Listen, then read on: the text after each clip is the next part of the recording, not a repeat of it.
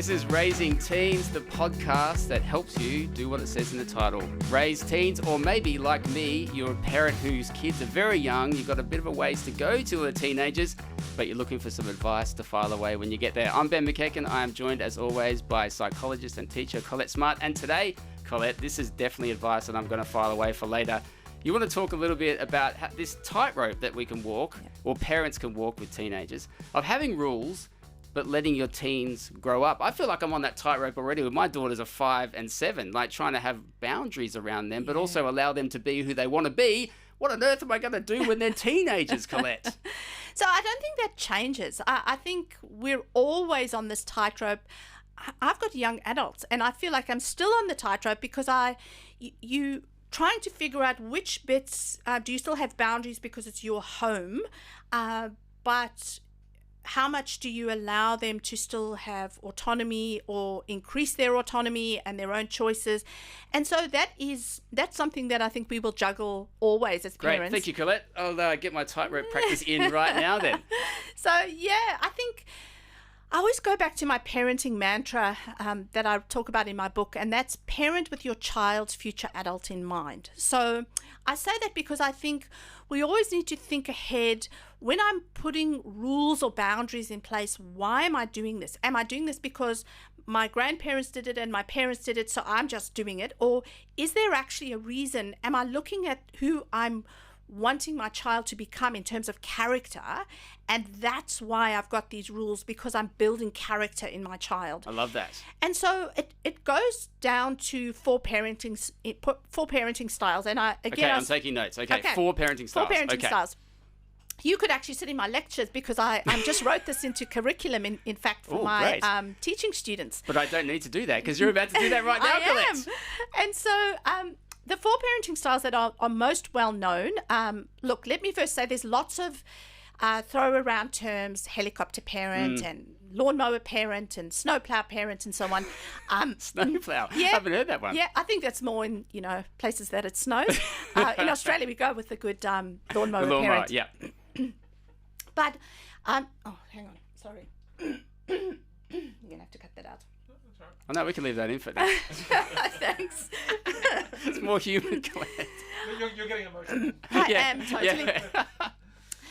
And then obviously another one I heard on the CPX podcast was mentioned, the tiger parent. That's also, it wasn't coined by them, but Justine Toe talks about her experiences with tiger parenting. But the 4 that we talk about in research are the authoritarian parent, the permissive parent, the neglectful parent, and the authoritative parent. So the authoritarian parent is that parent that values obedience above all. The children must just conform to rules. Your teens must go by the rules. There's no negotiation. They tend to be quite punitive and inflexible, very controlling of children's behavior and teenagers' behavior. Permissive parents are the reluctant parents. They're reluctant to impose rules or standards. They really just let their kids regulate themselves. They try to be more like a friend. Absolutely. I call them the parent, as in your child's peer. Yes. Because they want to be the cool parent all the time. And they do lots of warmth, but very little boundaries. Then the neglectful parent is usually the parent who has the least amount of involvement or response towards their children. So it could be neglecting physical needs or emotional needs. They might provide some of the basics like food and shelter and so on, but very emotionally detached and quite indifferent or oblivious to their child or their teenager's needs. They don't bother about boundaries at all.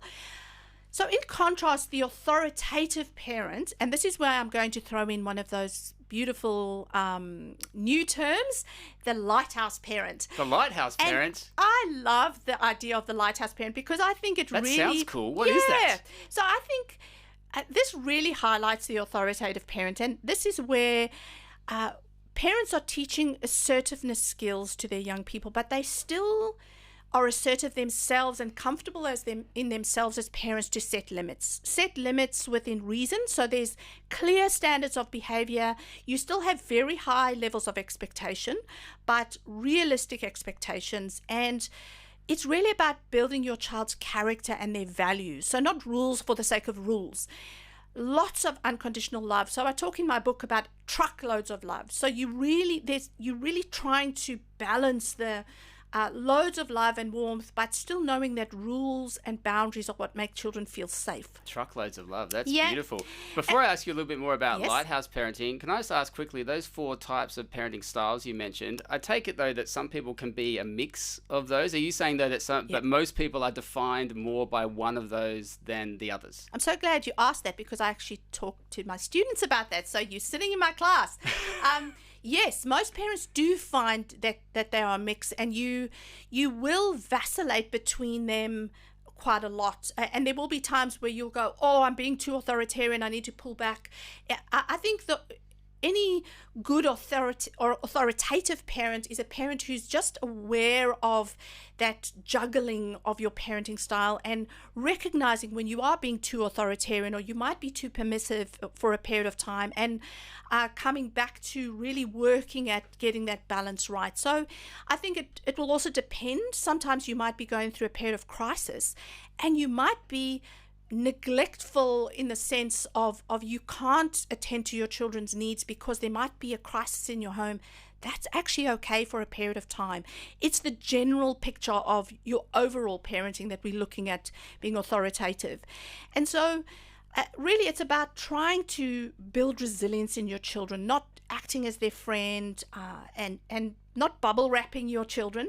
But we know that this authoritative parenting style, in terms of research, our children really thrive best under the authoritative parenting style. Do they? So it is actually effective, because it sounds great and it sounds like the one you'd want to aim for, but research demonstrates it is actually effective in your child's life. Yes. And so research shows that when we are authoritative in our parenting, we see children more psychologically well adjusted. They are often intrinsically more motivated to achieve, rather than they're waiting for a parent to tell them what to do all the time or motivate them. They learn to manage themselves well because they have expectations put on them. They are more self-reliant, more self-confident, often more resilient. They develop more self-control, good social skills, and they often remain more connected later in life to their parents and their friends. Now that sounds all magical and amazing, and we're raising these perfect children. That's not what I mean at all. It's not about being perfect parents or perfect children, and that your children or teens won't end up with troubles or struggles. That's not what I mean at all. But it's just those children are often more resilient and able to move forward in their lives. And so why I love the picture of the lighthouse parents is because it conjures up for me this idea of the safe, stable, warm place in the middle of the storm. You know, there could be beautiful sunshine and you're the lighthouse sitting on the rocks and everything's rosy and wonderful. But in the middle of a storm, you are there with your light shining out for your child to find you or see you, even though they might launch off the rocks and be rowing out there and actually have no oars whatsoever in the middle of a storm and ignoring your light altogether. You're still the stable, safe place that they know they can come back to, and you're the place where they know that there's always security and there's still boundaries, and you're warm.